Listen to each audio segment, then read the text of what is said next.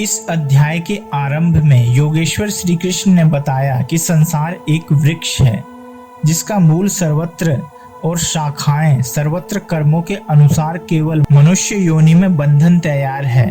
अन्य योनियां तो इन्हीं कर्मों के अनुसार भोग भोगती है। अतः दृढ़ वैराग्य रूपी शस्त्र द्वारा इस संसार रूपी पीपल के वृक्ष को तू काट और उस परम पद को ढूंढ जिसमें गए हुए महर्षि पुनर्जन्म को प्राप्त नहीं होते। कैसे जाना जाए कि संसार वृक्ष कट गया? योगेश्वर कहते हैं कि जो मान और मोह से सर्वथा रहित है, जिसने संग दोष जीत लिया है, जिसकी कामनाएं निवृत्त हो गई है और जो द्वंद्व से मुक्त है, वह पुरुष उस परम तत्व को प्राप्त होता है। उस परम पद को न सूर्य, न चंद्रमा और न अग्नि ही प्रकाशित कर पाते हैं। वह स्वयं प्रकाश रूप है जिसमें गए हुए पीछे लौटकर नहीं आते। वह मेरा परम धाम है जिसे पाने का अधिकार सबको है, क्योंकि यह जीवात्मा मेरा ही शुद्ध अंश है। श्री कृष्ण पुनः कहते हैं कि संपूर्ण प्राणियों के अंतर्देश में स्थित होकर मैं ही स्मृति दिलाता हूँ। जो स्वरूप विस्मृत था उसकी स्मृति दिलाता हूँ। स्मृति के साथ मिलने वाला ज्ञान भी मैं ही हूँ। उसमें आने वाली बाधाओं का निदान भी मुझसे ही होता है। मैं ही जानने योग्य हूँ और विदित हो जाने के बाद जानकारी का अंत करता भी मैं ही हूँ। अंत में उन्होंने बताया कि लोक में दो प्रकार के पुरुष हैं। भूतादिकों के संपूर्ण शरीर शर है, मन में कुटस्थ अवस्था में यही पुरुष अक्षर है, किंतु है द्वंद्वात्मक। और इससे भी परे जो परमात्मा परमेश्वर अव्यय और अविनाशी कहा जाता है, वह वस्तुतः अन्य ही है। यह शर और अक्षर से परे वाली अवस्था है, यही परम स्थिति है। इससे सांगत करते हुए कहते हैं कि मैं भी शर अक्षर से परे वही हूँ, इसलिए लोग मुझे पुरुषोत्तम कहते हैं। इस प्रकार उत्तम पुरुष को जो जानते हैं, जो ज्ञानी भक्तजन सदैव सब ओर से मुझे ही भजते हैं, उनकी जानकारी में अंतर नहीं है। अर्जुन, यह अत्यंत गोपनीय रहस्य मैंने तेरे प्रति कहा है। प्राप्ति वाले महापुरुष सबके सामने नहीं कहते, किंतु अधिकारी से दुराव भी नहीं रखते। अगर दुराव करेंगे तो वह पाएगा कैसे? इस अध्याय में आत्मा की 3 स्थितियों का चित्रण शर, अक्षर और अति उत्तम पुरुष के रूप में स्पष्ट किया गया है। तो दोस्तों, अब हम चलते हैं कुरुक्षेत्र की रणभूमि में और सुनते हैं अध्याय 15 पुरुषोत्तम योग। श्री कृष्ण ने कहा जाता है कि एक शाश्वत अश्वत्थ वृक्ष है जिसकी जड़ें तो ऊपर की ओर है और शाखाएं नीचे की ओर, तथा पत्तियां वैदिक स्रोत हैं। जो इस वृक्ष को जानता है वह वेदों का ज्ञाता है। इस वृक्ष की शाखाएं ऊपर तथा नीचे फैली हुई हैं और प्रकृति के तीनों गुण द्वारा पोषित है। इसकी टहनियां इंद्रिय विषय हैं। इस वृक्ष की जड़ें नीचे की ओर भी जाती हैं और मानव समाज के सकाम कर्मों से बंधी हुई हैं। इसका स्वरूप जैसा कहा गया है वैसा यहाँ उपलब्ध नहीं होता, क्योंकि इसका न आदि है और न अंत और न प्रतिष्ठा ही है।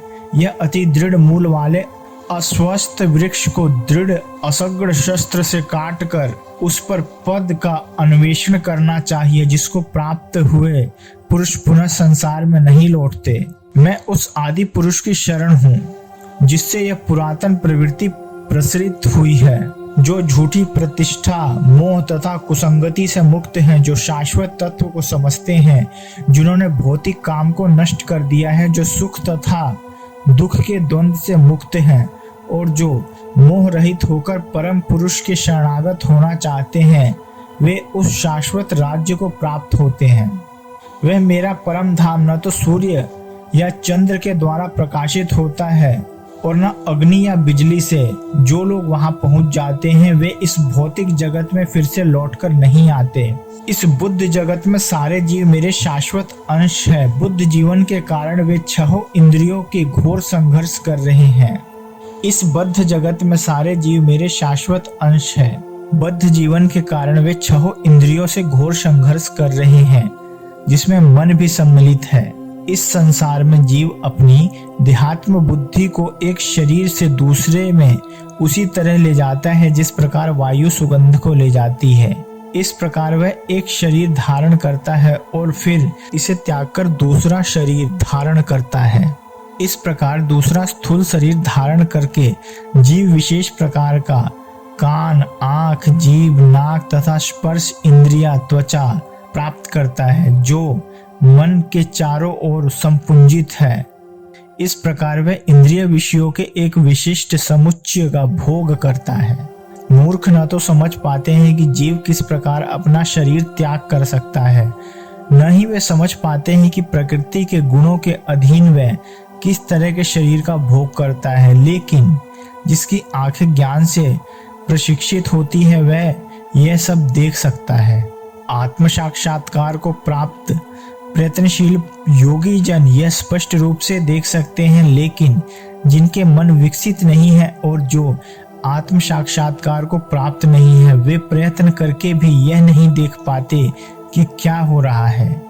सूर्य का तेज जो सारे विश्व के अंधकार को दूर करता है मुझसे ही निकलता है। चंद्रमा तथा अग्नि के तेज भी मुझसे ही उत्पन्न है।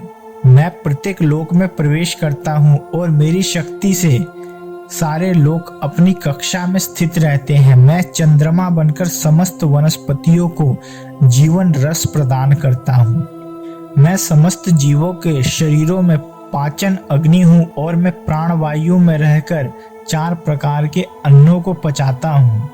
मैं प्रत्येक जीव के हृदय में आसीन हूँ और मुझसे ही स्मृति, ज्ञान तथा विस्मृति होती है। मैं ही वेदों के द्वारा जानने योग्य हूँ। निसंदेह मैं वेदांत का संकलन करता तथा समस्त वेदों को जानने वाला हूँ। जीव 2 प्रकार के हैं, च्युत तथा अच्युत। भौतिक जगत में प्रत्येक जीव च्युत होता है और आध्यात्मिक जगत में प्रत्येक जीव अच्युत कहलाता है। इन दोनों के अतिरिक्त एक परम पुरुष परमात्मा है जो साक्षात अविनाशी है और जो तीनों लोकों में प्रवेश करके उनका पालन कर रहा है।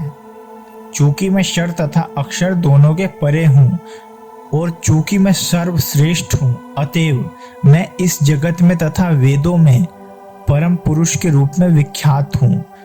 जो कोई भी मुझे संशय रहित होकर पुरुषोत्तम भगवान के रूप में जानता है वह सब कुछ जानता है। अतएव हे भरतपुत्र, वह मेरी पूर्ण भक्ति में रत होता है।